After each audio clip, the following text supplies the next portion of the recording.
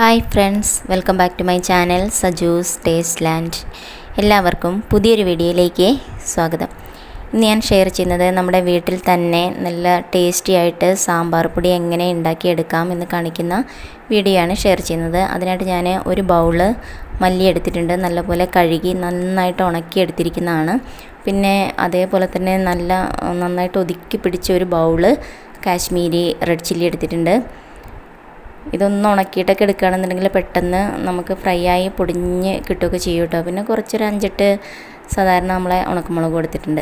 ഇത് കുറച്ച് എരിവിന് വേണ്ടിയിട്ടാണ്. പിന്നെ 3 ടേബിൾ സ്പൂണ് പൊട്ടുകടല എടുത്തിട്ടുണ്ട്.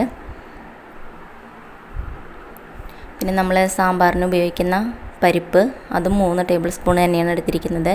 പിന്നെ 2 ടേബിൾ സ്പൂണ് ഉഴുന്ന് പരിപ്പ് എടുത്തിട്ടുണ്ട്. 1 ടേബിൾ സ്പൂണ് ഉലുവ, 2 ടീസ്പൂണ് ചെറിയ ജീരകം. പിന്നെ നമ്മുടെ കായം വേണം. ഇതുപോലത്തെ കായം എടുക്കാം. ഇതാണെന്നുണ്ടെങ്കിൽ നമ്മൾ ചെറിയ പീസാക്കിയിട്ട് നന്നായിട്ട് വറുത്തെടുക്കണം. അല്ലെങ്കിൽ നമുക്ക് പൊടിക്കായം എടുക്കാം. ഇനിയിപ്പോൾ നമുക്ക് നമ്മൾ എടുത്ത് വെച്ച ഓരോന്നും വറുത്തെടുക്കണം. അപ്പോൾ അതിന് തന്നെ മല്ലി വറുത്തെടുക്കാം. ലോ ടു മീഡിയം ഫ്ലെയിമിൽ വെച്ചിട്ട് വറുത്തെടുക്കുക. കണ്ടിന്യൂസ് ആയിട്ട് തന്നെ ഇളക്കി കൊടുക്കണം, എങ്കിലേ എല്ലാം ഒരേപോലെ വറുത്ത് കിട്ടുള്ളൂ. അപ്പോൾ ഇതിൻ്റെ കളറൊക്കെ ഒന്ന് മാറി നല്ലൊരു സ്മെല്ലൊക്കെ വരാൻ തുടങ്ങുമ്പോൾ നമുക്കിത് മാറ്റാം. ഇത് കരിഞ്ഞു പോവാതെ നോക്കണം. അപ്പോൾ നമ്മുടെ സാമ്പാർ പൊടിയുടെ ടേസ്റ്റൊക്കെ മാറും. അതുപോലെ തന്നെ ഫ്രൈ ആയില്ലെങ്കിലും ആ ഒരു ടേസ്റ്റ് കിട്ടില്ല. അപ്പോൾ ഇതായിട്ടുണ്ട്. ഇനി ഇത് നമുക്ക് വേറൊരു പാത്രത്തിലേക്ക് മാറ്റാം. എന്നിട്ട് തണുക്കാനായിട്ട് മാറ്റി വയ്ക്കാം. ഇനിയിപ്പോൾ നമ്മുടെ മുളക് നമുക്ക് വറുത്തെടുക്കാം. ഇതൊന്ന് ഉണക്കിയതിന് ശേഷം വറുത്തെടുക്കുകയാണെന്നുണ്ടെങ്കിൽ പെട്ടെന്ന് തന്നെ ആയി കിട്ടും കേട്ടോ. അപ്പോൾ തുടർച്ചയായി തന്നെ ഇളക്കുക, അല്ലെങ്കിൽ എല്ലാം ഒരുപോലെ വറുത്ത് കിട്ടില്ല. കൈയെടുക്കാതെ ഇളക്കിക്കൊണ്ടിരിക്കുക. ലോ ടു മീഡിയം ഫ്ലെയിമിൽ തന്നെ വെക്കണം കേട്ടോ. മുളകൊക്കെ വറുക്കുമ്പോൾ പ്രത്യേകം ശ്രദ്ധിക്കണം. അപ്പോൾ കാശ്മീരി മുളകാവുമ്പോൾ കുറച്ച് കളറൊക്കെ കിട്ടും. നമ്മുടെ സാമ്പാർ പൊടിക്ക് നല്ലൊരു കളറൊക്കെ കിട്ടും. മാത്രമല്ല അങ്ങനെ അധികം എരിവൊന്നും ഉണ്ടാവില്ല. അപ്പോൾ കുറച്ച് എരിവിന് വേണ്ടിയിട്ട് ഒരു 5-8 ഉണക്കമുളക് വേറെ എടുത്തു എന്ന് മാത്രം. അപ്പോൾ നമ്മളിത് പിടിച്ച് നോക്കുമ്പോൾ അങ്ങനെ ഒരു കുഴഞ്ഞ രീതിക്കൊക്കെ ആയിരിക്കും ആദ്യം ഇരിക്കുക. അങ്ങനെ പൊട്ടി വരുമൊന്നുമില്ല. പക്ഷേ ഇതൊന്ന് തണുത്ത് കഴിയുമ്പോൾ ഇത് നന്നായിട്ട് ഡ്രൈ ആയി പൊട്ടിയൊക്കെ വരും കേട്ടോ. അപ്പോൾ അതായിട്ടുണ്ട്. ഇനി നമുക്ക് നമ്മുടെ പരിപ്പ് വറുത്തെടുക്കാം. അപ്പോൾ ഇത് ഒരുപാടുണ്ട്. അതുകൊണ്ടാണ് ഞാനിങ്ങനെ എല്ലാം കൂടി ഒരുമിച്ച് വറുത്തെടുക്കുമ്പോൾ അതെല്ലാം ഒരേപോലെ ആയി കിട്ടില്ല. അതുകൊണ്ടാണ് ഇങ്ങനെ സെപ്പറേറ്റ് ആയിട്ട് ചെയ്യുന്നത്. ഇപ്പോൾ നമ്മൾ കുറച്ച് സാമ്പാർ പൊടിയൊക്കെ ഉണ്ടാക്കണുള്ളൂ എന്നുണ്ടെങ്കിൽ നമുക്കെല്ലാം കൂടി ഒരുമിച്ചിട്ടിട്ട് വറുത്തെടുക്കാം.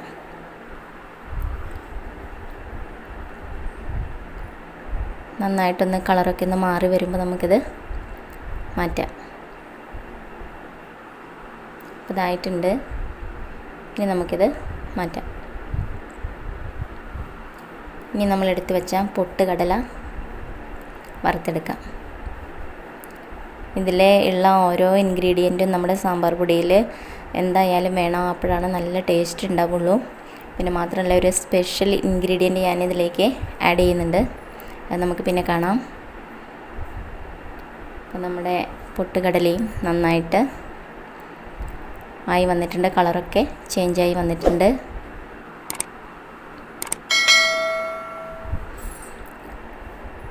ഇനി നമുക്കിത് മാറ്റാം.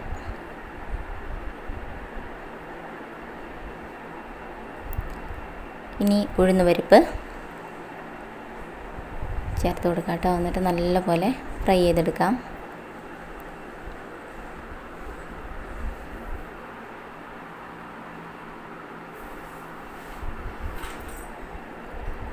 തുടർച്ചയായി തന്നെ ഇളക്കുക. അപ്പോൾ നന്നായിട്ട് കളറൊക്കെ മാറി വന്നിട്ടുണ്ട്. ഇനി നമുക്ക് നമ്മുടെ ഉലുവ ചേർത്ത് കൊടുക്കാം. ഉലുവ ചേർക്കുമ്പോൾ അധികം ഉലുവ കൂടുതലായിട്ടൊന്നും ചേർക്കരുത്. അപ്പോൾ നമ്മുടെ സാമ്പാർ പൊടിക്ക് ഒരു കയ്പുരുചിയൊക്കെ വരും. അപ്പോൾ അതൊക്കെ അളവ് കൃത്യമായിരിക്കണം. നന്നായിട്ട് ഫ്രൈ ചെയ്തെടുക്കാം. ഇപ്പോൾ ഈ ടൈമിൽ നമുക്ക് നമ്മൾ എടുത്ത് വെച്ച ജീരകം കൂടെ അതിലേക്ക് ചേർക്കാം കേട്ടോ. ജീരകമാകുമ്പോൾ പെട്ടെന്ന് തന്നെ ആയി കിട്ടുമല്ലോ. അപ്പോൾ ഇത് രണ്ടും കൂടെ ഒരുമിച്ച് തന്നെ നമുക്ക് ചെയ്യാം. അതുപോലെ തന്നെ ജീരകമൊക്കെ ഇതിൽ നിർബന്ധമായിട്ടുള്ളതാണ്. പക്ഷേ ജീരകമൊക്കെ കൂടിപ്പോയാൽ അതിൻ്റെ ടേസ്റ്റ് തന്നെ മാറിപ്പോകും കേട്ടോ.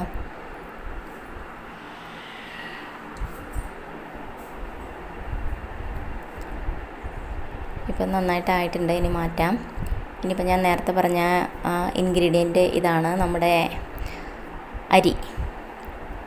അതുകൂടി ഒന്ന് ഫ്രൈ ചെയ്തെടുക്കാം. ഞാൻ 1 ടേബിൾ സ്പൂണ് അരി എടുത്തിട്ടുണ്ട്. ഇത് നല്ലപോലെ വറുത്തെടുക്കാം. നന്നായിട്ട് പൊട്ടിയൊക്കെ ഇങ്ങനെ വരണം. ഇത് ചേർക്കുമ്പോൾ എന്താണെന്ന് വെച്ച് കഴിഞ്ഞാൽ നമ്മുടെ സാമ്പാർ പൊടിക്ക് നല്ലൊരു കൊഴുപ്പും ഒക്കെ ഉണ്ടാവും, ഒരു പ്രത്യേക സ്മെല്ലും ഒക്കെ ഉണ്ടാവും. ഇനിയിപ്പോൾ ലാസ്റ്റായിട്ട് നമുക്ക് കുറച്ച് കറിവേപ്പില, ഞാനൊരു 3-4 തണ്ട് കറിവേപ്പില എടുത്തിട്ടുണ്ട്. അതുകൂടി ഒന്ന് വറുത്തെടുക്കാം. ഇത് നന്നായിട്ട് ഡ്രൈ ആയി വരണം കേട്ടോ. അതിലുള്ള ജലാംശമൊക്കെ പോയിട്ട് നന്നായിട്ട് ഡ്രൈ ആയി വരണം. നമ്മൾ പൊടിച്ചെടുക്കേണ്ടതാണ്. അപ്പോൾ നന്നായിട്ട് പൊടിഞ്ഞ് കിട്ടണമെന്നുണ്ടെങ്കിലൊക്കെ നന്നായിട്ട് ഡ്രൈ ആയി വരികയും വേണം. മാത്രമല്ല ഇത് കേടാവാതിരിക്കുകയൊക്കെ വേണ്ടേ. അപ്പോൾ നന്നായിട്ട് ഡ്രൈ ആക്കിയിട്ട് എടുക്കുക.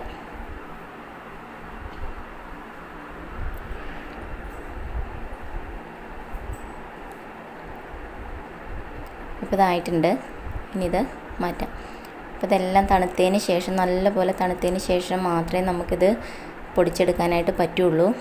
അപ്പോൾ എല്ലാം നന്നായിട്ട് തന്നെ വറുത്ത് കിട്ടിയിട്ടുണ്ട്. ഇനിയിപ്പോൾ നമുക്കിത് നല്ലപോലെ നല്ല ഫൈനായിട്ട് പൊടിച്ചെടുക്കണം. അപ്പോൾ ആദ്യം ഞാൻ മുളക് മാത്രമായിട്ട് ഒന്ന് പൊടിച്ചെടുക്കുകയാണ്, അല്ലെങ്കിൽ എല്ലാം ഒരേപോലെ പൊടിഞ്ഞ് കിട്ടില്ല.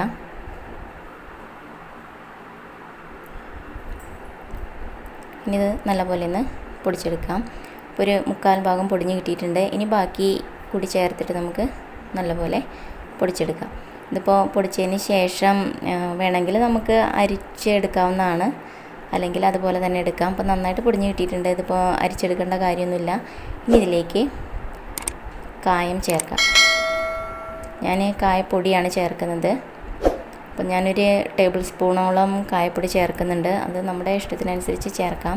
സാമ്പാർ പൊടിയിൽ കായം ഒക്കെ ഉണ്ടെങ്കിൽ, അതിൻ്റെ ഒരു ഫ്ലേവറൊക്കെ ഉണ്ടെങ്കിൽ അതിനൊരു പ്രത്യേക ടേസ്റ്റ് ഉണ്ടാവുള്ളൂ. അപ്പോൾ ചിലർക്ക് കായൊന്നും അങ്ങനെ അധികം ഇഷ്ടമുണ്ടാവില്ല. അപ്പോൾ കുറച്ച് കുറയ്ക്കാം. ഇവിടെ ഞങ്ങൾക്ക് സാമ്പാറിൽ കായം നല്ലപോലെ വേണം.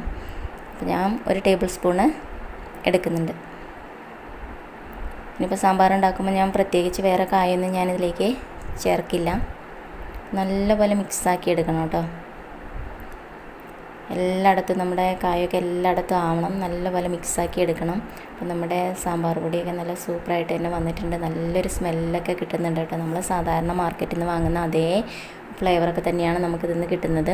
മാത്രമല്ല മാർക്കറ്റിൽ നിന്ന് വാങ്ങുമ്പോൾ ചിലപ്പോൾ അതിൽ വല്ല മായമൊക്കെ ഉണ്ടായിരിക്കും. അപ്പോൾ നമുക്ക് നമ്മുടെ വീട്ടിൽ തന്നെ സിമ്പിളായിട്ട് ഉണ്ടാക്കിയെടുക്കാൻ പറ്റുമല്ലോ. അപ്പോൾ പിന്നെ എന്തിനാണ് വെറുതെ കാശ് കൊടുത്ത് പുറത്തുനിന്നൊക്കെ വാങ്ങണേല്ലേ. അപ്പോൾ സൂപ്പർ ടേസ്റ്റാണ്. എന്തായാലും നിങ്ങൾ ഇതൊന്ന് ട്രൈ ചെയ്ത് നോക്കണം. അപ്പോൾ വീഡിയോ ഇഷ്ടമായാൽ ലൈക്ക് ചെയ്യുക, ഷെയർ ചെയ്യുക, കമൻറ്റ് ചെയ്യുക. മാത്രമല്ല ചാനൽ സബ്സ്ക്രൈബ് ചെയ്യാത്ത എല്ലാവരും ചാനൽ സബ്സ്ക്രൈബ് ചെയ്യാൻ മറക്കരുത്.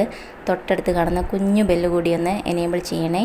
ഇനി പുതിയൊരു വീഡിയോയിൽ പുതിയൊരു റെസിപ്പി ആയിട്ട് കാണാം. Thank you. ബൈ.